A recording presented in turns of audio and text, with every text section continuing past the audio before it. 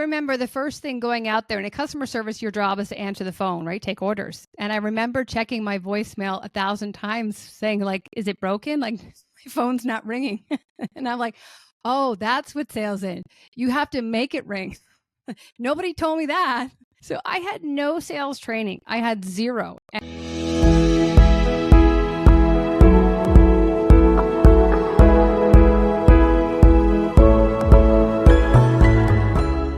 Hello, and welcome to another episode of the Transformed Sales Podcast. Today, I am so delighted to have Karen Kelly with me. How are you, Karen? I'm great, Wesley. And how are you doing? I'm fantastic. Let me tell you guys a bit about Karen. For 20 years, she has specialized in the art and science of sales. Her passion and experience are helping sales professionals become more confident and leverage their soft skills to align with their hard skills. All right, Karen, tell us, how did you start your career and how did you become so amazing at what you're doing today? Oh, thank you so much, Wesley. I started my career in customer service. But before that, I always wanted to be a doctor. So I studied pre-med and studied no business courses, everything, biochemistry, science, all the fun stuff. And then when I graduated, I actually was a flight attendant. So everything moving away. And after traveling and just experiencing life and fulfillment, I came to the realization that I didn't want to become a doctor, but I did enjoy healthcare and want to be in that surrounding. And so once I came to that realization, I sought out for a sales role. But having no sales experience, my first goal was to get in with a really good company, start in an entry-level role, such as customer service, which I did, and then move into a sales role, which I also did. So that catapulted my career almost 25 years ago. Wow, I did not know that you were a science nerd like me. No wonder it's the art and the science. So when you were in school, you said you wanted to be a doctor. And then after you graduated, you're kind of like, let me try something a little bit different. How did becoming a flight attendant even show up on your radar? You know, I love to travel. Growing up, my mom and dad were from Ireland, so we would always go to Ireland for summers. And I remember just always feeling I was born in the wrong country in the wrong era. There was something about the UK that drew me in. And then I remember after school, I just wasn't ready to join corporate and I wanted to have a bit of fun. And I spoke French. So I said, what about a flight attending job where I can kind of marry the travel and make a little bit of money and just play? Because after 4 years of school, I needed a break. I was poor and I just wanted to have some fun. And so I thought, well, here's a way to do both. So I got into flying, had the best 4 years of my life. And then I kind of grew up and I was like, okay, I'm ready to use my schooling. But at the time, I wanted to have a little bit of fun. I love that. And my 15-year-old, we often have this conversation about, what he's going to do in college. And people are like, what do you want to major in? And all these things. And he's in this engineering high school, specialty high school. And he tells everyone exactly what I tell him. You have to go to college to get a degree in something. College teaches you how to think. It teaches you how to plan. It teaches you how to prepare. It gives you grit and tenacity, but you might not even use your degree, right? Mm-hmm. But you do need that foundation and that base. And so you had that foundation, you had the base. So you said, I'm going to be a flight attendant. And then you said, now I'm going to do something completely different. And again, because you had that degree, it made it easier for you to kind of chart your own path, even though it was completely different than what you set out to be. You know, I actually never thought about it that way, Wesley. And that's really great because it was just something inbred into us. I'm one of 4 girls, and it was just, I remember growing up in high school, everyone got a car when they're 16. And my parents are like, we'll give you all an education and that's it. No car after that. So that was just almost expected. And that was a path we took. But I never really placed, I guess, an emphasis on the freedom or my ability to pick and choose. I never drew a line back to my degree. Yeah. And I think that, a lot of times people have different opinions on go to college, don't go to college. Oh, a college degree does this or doesn't do that. But when I see people in the workforce, those that have gone to college, it's not saying that they don't work well, that they're not doing amazing things in life. But I really do think that grit and that tenacity is studying for tests, preparing projects, writing those papers, right? Like that little drive it gives you. And I'm a chemist. I use probably, I don't know, 2% of my degree, Hmm. maybe that's generous, right? Of what I use. But anyhow, I think that it really sets us up for life. So tell us about that first job in customer service. What were you doing? What kind of industry were you in? And how did that kind of propel you into sales? Yeah. I was in the medical devices industry. So again, wanted to be in healthcare, wanted to be a doctor, and then changed my mind. So I thought, well, I want to be still around that and in that environment, helping patients. My mother was a nurse. So I feel like that firsthand gave me awareness and insight and empathy into, what goes on in that environment. And so I remember being in my very early 20s, being like a bulldog in the interview saying, is there a direct path to sales here? Because if there's not, I'm not interested. And I love it.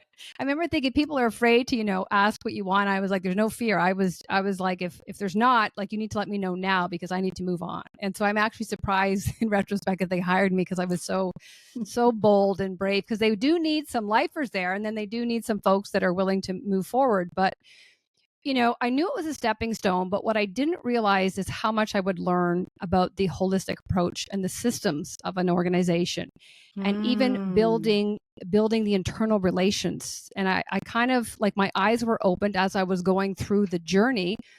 And when a sales position came up, I remember competing with external candidates. And because I had forged these relationships with other departments, and I could go on a first name basis and say, hey, how was your son's birthday? And how was your daughter's communion? And all these things. I could move internal, I could navigate the complexity of an internal environment quickly, but I knew everybody. So I was the first to get the job. And so I realized how much I learned about just, when you think about being taking a consultative approach, I was able to do that because I knew all the different touch points, all the interactions and engagements that the customers would go through.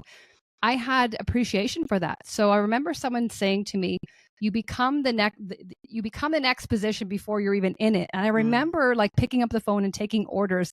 But then I remember not even upselling, but just saying, well, what are you using that for? And have you ever thought about using something like this? And before I knew it, I was like, this is what sales is. So I had become that person completely unaware that that was my goal. It was almost through osmosis that I became that person based on my surroundings. And I feel that desire or that true north that I was always striving for because I had that. Things around me were morphing and supporting me in that journey. So I love these building blocks because we talked about how college sets you up for life. Now let's talk about how corporate America sets you up for doing things in sales or entrepreneurship, right? Uh, Now when I'm talking to, all of these Gen Zs that are coming out of school, they're like, I want to start my own business. I want to work for myself. I'm like, absolutely not. I need you to go work for somebody else first so you can see how the world works Yeah. before you go out, because again, I see people who just started fresh as entrepreneurs, and what they're missing is they don't understand how it works inside of corporate structure. So if you're selling to another business and you don't Mm-hmm. actually know what they do internally, then Mm-hmm. you're doing yourself a disservice. And then the other thing that you said, that a lot of times we, especially as women, I like to say women and people of color do this often, is they just put their head down and work. They Mm-hmm. don't build relationships. They don't form allyship and get mentors. So when it's time for another position, you don't have anybody on your side because you've just done good work. Good work. Yeah.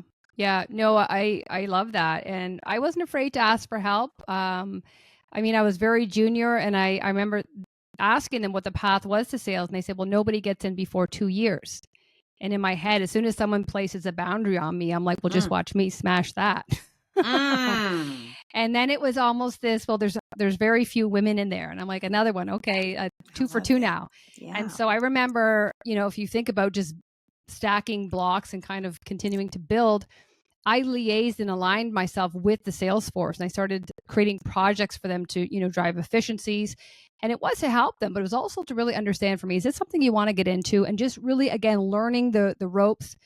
And so when it came time for a position that came up, I knew exactly what I was getting into. I was going to trade shows on the weekend already as a customer service rep, but I was getting the buy-in of them, of the sales team, and an awareness of this is what I want. So then there became a real desire, and so I actually got in after 14 months, and Mm. and I'll tell you another story after that, but I'll just stop. I'll pause there. So I did get in before the 2 year time frame. Tell us the other story. Come on, you're on the roll.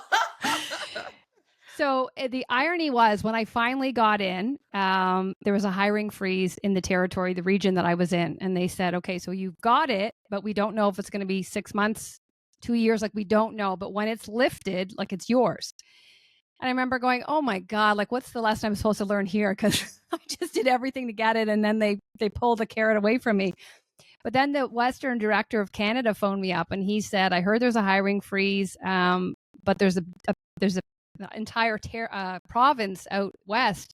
Would you be interested in looking after that?" And so I'd never been to this province. It was triple the size and opportunity of where I was, and so I took it. And I moved out there, and I'd never been there. And I just thought, when one door closes, another one opens, and I bet on myself. I had no sales experience. I had never been to this place. I just bought a house, and I just packed up and moved, and it was the best decision I'd ever made. Wow, taking risk. Oh, I just love that. Okay. So oftentimes when you're young, you're not married, you don't have kids, that is the time. That is Yep. the time you take risk. And even if you're later in life and you're like, but I have a spouse and I have kids, you can still take risk. You can Mm-hmm. still say, hey, let's do this for our family. But in that risk that you took, you said some key things. It was double the size, double the responsibility in a place that you had nothing, you knew nothing about. Mm-hmm. So how did you learn sales? What did you do? I remember the first thing going out there in a customer service, your job is to answer the phone, right? Take orders. And I remember checking my voicemail 1,000 times saying, like, is it broken? Like, my phone's not ringing. And I'm like, oh, that's what sales is. You have to make it ring. Nobody told me that. I love it. Oh my goodness. That's so good. So I had no sales training. I had zero. And I remember getting every piece of equipment. So I sold medical devices to hospitals, and I ordered every piece of equipment again in a place I'd never been, and I learned it inside out. I had IV bags hooked up to bathtubs, looking at the difference when you lower it, the head height, path of least resistance. And then as I would get in front of customers, like, what happens when this happens? Like, well, let me try that in my bathroom this evening and I'll get back to you. So it was just, how did I learn? And there was, how I learned is kind of the functionality of the product versus the positioning and the personas. All that came later, and nobody taught me that. It was just like, when you look back to where I am today, it was features and benefits, and it kind of Mm, makes me sad. And I did yield a lot of success, but I think back in the day when I started so long ago, that's all there was, and then mhm. we morphed into challenger and into consultative and become the trusted advisor. But initially, how I learned was the product. And then I just started voraciously reading books, joining associations, all on my own dime. No one, we probably got sales training, I would say, twice in my entire life in corporate. And so I was just always had this voracious appetite to be the best I could be, to really, because sales did have a bad rap. And it was like, oh, you're in sales. And it's kind of this used car salesman. I'm like, no, I'm not. I was like, I'm proud. I'm in sales because I took it so seriously. And I really, really invested in myself on all fronts. I feel like we're twins because what you said, that is literally how I learned. Like I was like, I sold capital equipment into the petrochemical industry mainly. And so I had no idea what was going on. I used competitors' instruments when I was a chemist in the lab. So I knew the science behind it. But Yeah. I went to my customers. I'm like, okay, how to use this instrument? I would watch them run their samples, and Yeah. I would take notes and I would figure out what they were doing. And then I just reverse engineered, and I'm like, if you're doing this at this company, these are your competitors. So now let's Mm-hmm. go try to talk to them. And literally that is what I did. And now, even when I'm working with sales teams, I'm like, you gotta speak the language of your customers. I feel like we have gotten so far away from that, right? We're Mm-hmm. so up here in the fluff that we're not speaking the language of our customers. And so it doesn't allow you, like, if you don't understand what they're doing, how they're using your product, your service, whatever, it Mm-hmm. actually is a disservice to you. Yeah. And I just think when I'm a consumer, if someone is, if there's an understanding and an awareness, or someone's coming to me and they're using language and lingo that's in my industry, like, it compresses the sales cycle, it builds trust, and I'm like, you get me, like, you You really get do. me. And it's just the next logical step is you must be able to help me, right? And you shrink it. And even if you're not in that industry, like, go figure it out, go talk to people who are, learn their language. Because I remember in corporate, we had 1,000 acronyms, we use this, and I'm like, hey guys, our customers don't speak this language. So if you Mm-mm. want to sound cool and smart, keep doing that. But they're not going to raise their hand and say, can you tell me what that means? I'm not really sure. They're going to go to your competitors who are speaking at a grade 6 level, and they're going to buy their stuff. Absolutely. Speak the language of your customers. I'm a Mm-hmm. chemist, but I always sold to engineers. Yeah. You sold, it sounds like you sold to doctors and nurses and medical Yeah. professionals, right? We Mm-hmm. speak their language. Our language Totally. doesn't matter, right? It's Yeah. like when I always say, if I'm in your country, it is Yeah. my responsibility to speak your language. I don't expect you to speak English. I'm in your country, right? And so if we take that and we really realize that the way for us to succeed in sales is to truly step into the customer's world and not have our agendas or the things that we care about on our mind, but really understand what are the challenges that they have and how can we help them solve those problems. Mm-hmm. Yeah, and I think that's empathy too. Even, if you have experienced those challenges firsthand, really understanding the impact it has on you, and draw upon that emotion. Like, especially for nurses, like, it's frustrating, it's tiring, it's exhausting. And when I was in the pediatric, oncology units, like, oh my God, looking at those, like, I was oozing empathy that it wasn't, you talk about not being salesy. I was genuinely there to help. And I'm like, I know what it's like to have this one-on-one treatment. And when you have these alarms going off and it pulls you away and you can't give this little 4-year-old its undivided attention, like, what is the impact to you? Like, there's zero sales. I'm like, I genuinely want to know, like, because if we can save you 1 minute that allows you to go back there and still Yeah. get your break and still manage everything else, would that be helpful? Like, even the tonality is that of and I wasn't a mom at the time. It's just like, oh my God, even if it's not our equipment, can we help somehow? Yes, having that really that servant heart, right? Like I love to say serve before you sell. Like Yeah. what is the challenge that the person is having? And the challenge they're having could honestly not be something a solution that you can offer them today, but Yep. give them what they need in that moment, and then they will remember that forever. And you literally have a customer for life, even before you sold them anything, Yeah. because stepping out of our world and into that person's world. And I really think that in these type of sales that we're talking about, these more complex sales where, it's a capital purchase and people have to think about, okay, am I going to spend $100,000 with you or $100,000 with another person, right? Do Yeah. I want to? They are investing in that relation. They are investing in the person that you are to be able to provide that after sale support, to give them what they need when they need it. Mm-hmm. And I think that's a key word there, Wesley, is the after sales support, because a lot of our competitors would talk the talk. And it's when things go wrong. And I would be very upfront and I would say, look, we're all saying the same thing, but it's when things go wrong on a Saturday or Friday at 4 o'clock and everyone's gone, who's going to respond to your call? Who's going to come?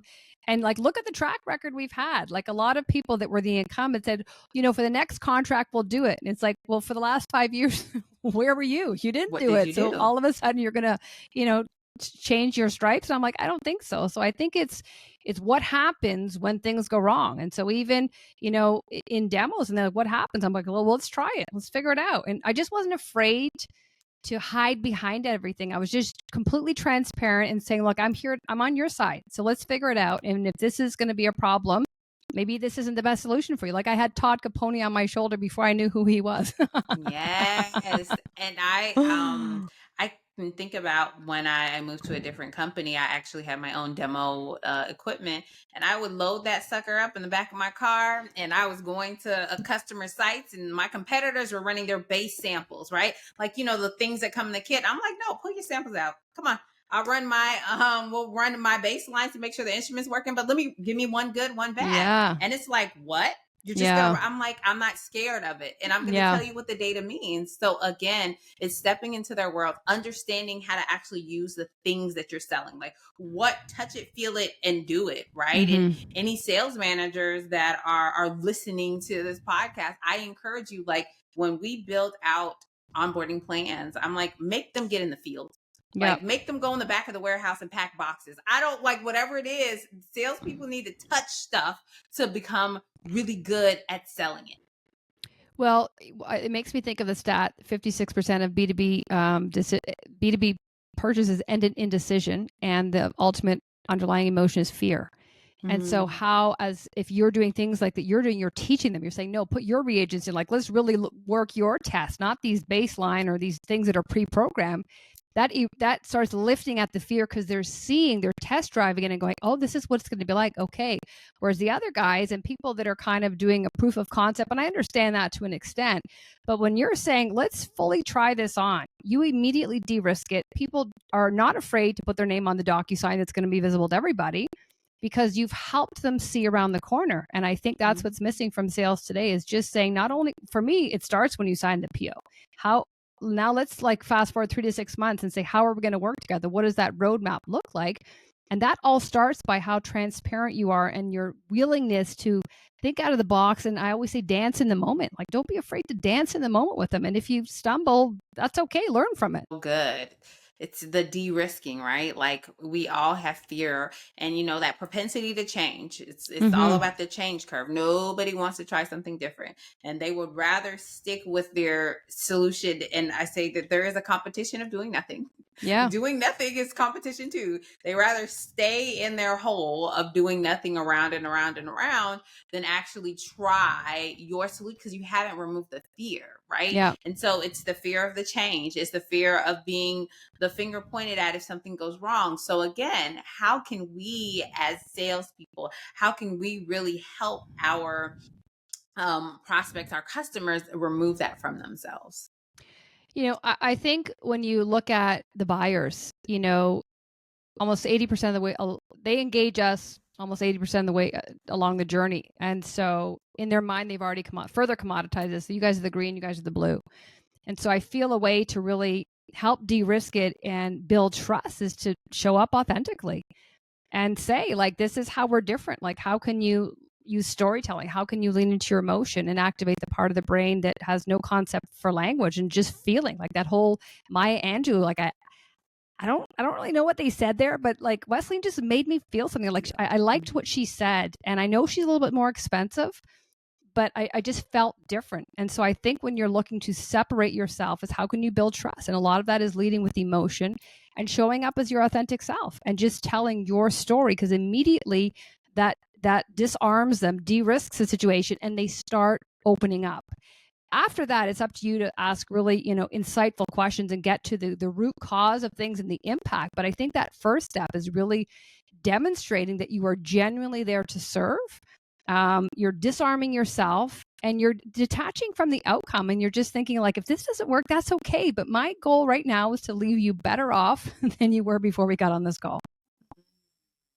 So you've shared a lot of this art and the science of sales that you teach. You talked about this features, this benefits, understanding the products that you're selling, the services that you're selling, and how it applies to the specific buyer. And then you talked about having that empathy, right? Being able to pivot and ask the right questions. So when you're working with organizations, how do you really get them from where they are to, I like to call it, to the promised land? I mean, it's a journey, right? And I think a lot of it is looking where they are, because a lot of times they'll come to me and they'll say, we are having a problem in this area, and it's never that area, or it's a symptom. And so you just take a step back and you look at what they're doing, and most often they're following their sales process.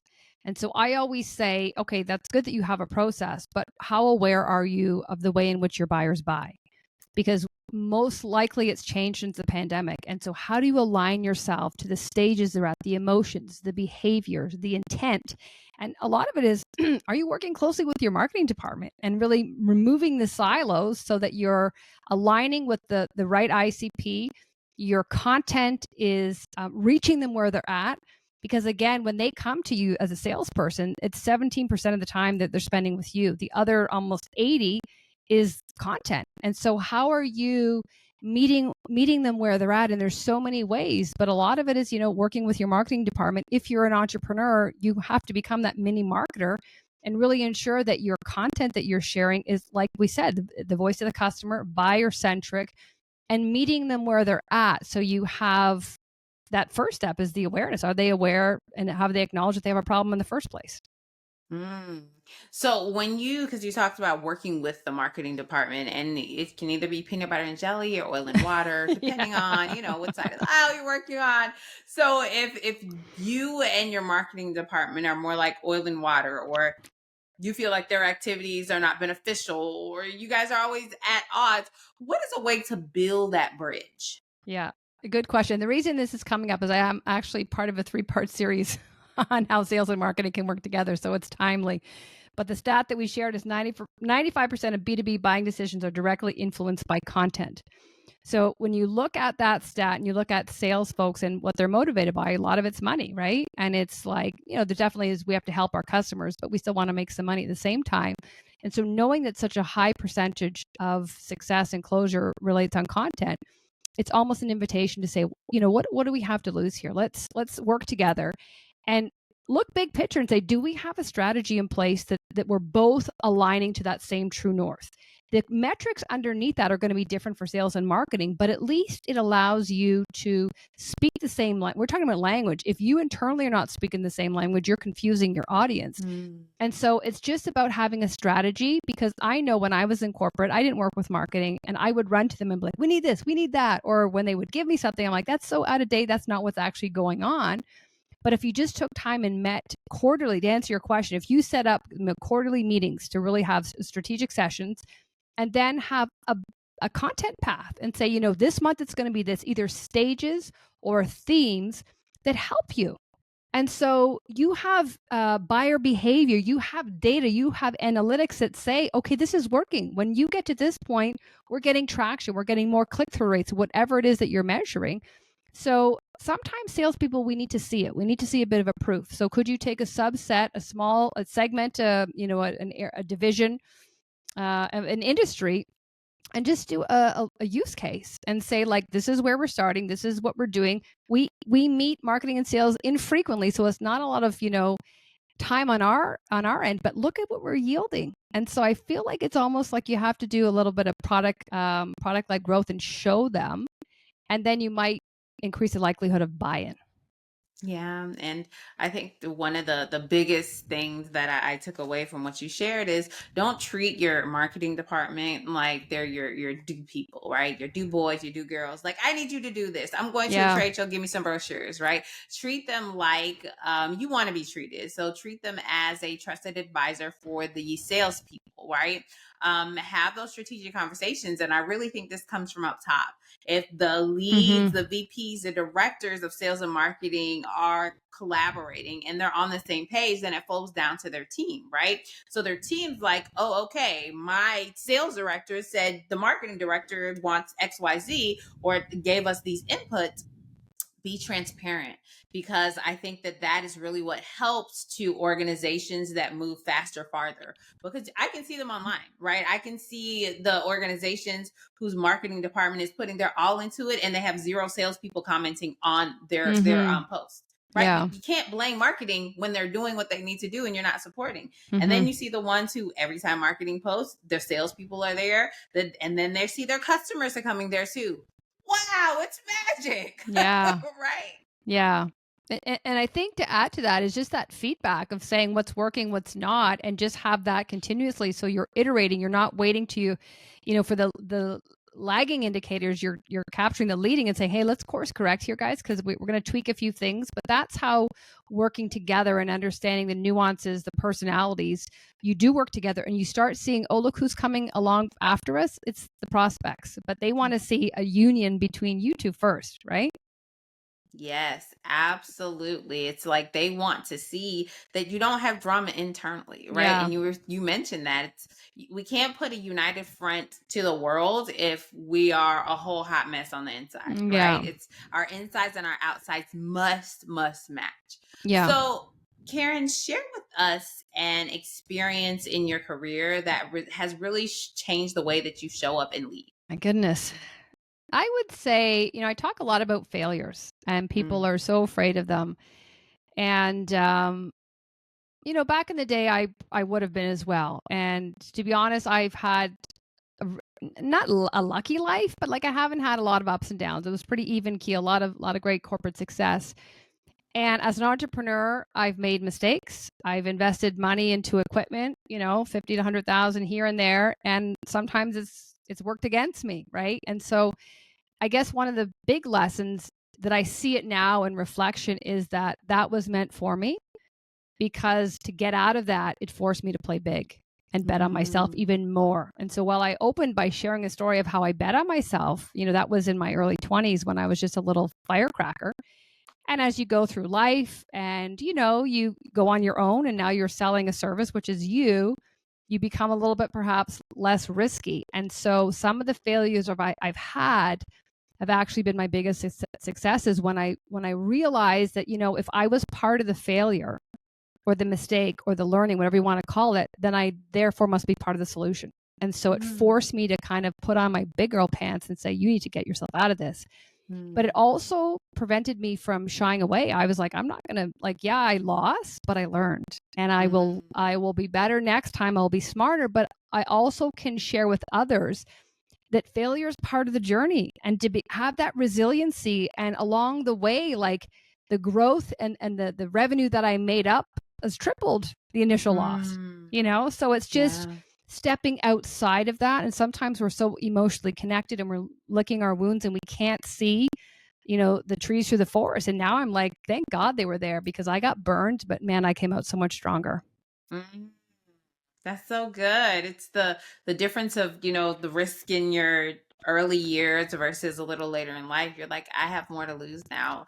I'm not sure I want to do that. Yeah. I have to pay my own salary, and if I don't pay my salary, then I can't pay my mortgage, right? Yep. But you're right. I feel like many times when we are so risk averse, Mm-hmm. we block the doors that need to be opened. We won't even try. And so in the not trying, what happens is it blocks us from that bigger, better 2x, 3x that we can tap into. That's Mm-hmm. awesome.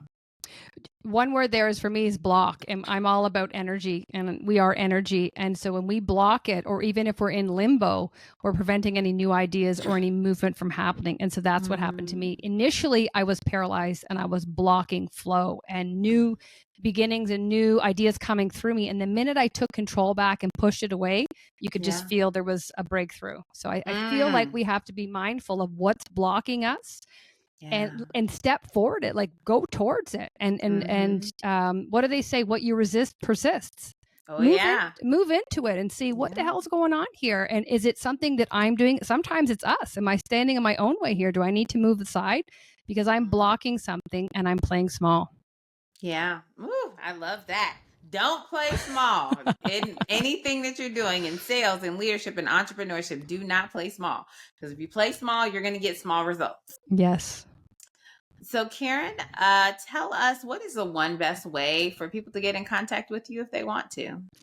I would say this is going to be a typical answer, but LinkedIn. You can find me on LinkedIn. You can go on my website, K2Perform, or Karen at K2Perform.com. I also have a podcast. You can check me out there, the K2 Sales Podcast. So any of those, be happy to answer any questions or just connect with you. It would be great. Awesome. Well, thank you so much for a lively discussion on the art and the science of sales. This was a great time, and thank you so much for sharing with the audience. My pleasure. Thank you for having me, Wesley. And that was another episode of the Transform Sales Podcast. Remember, in all that you do, transform your sales. Until next time.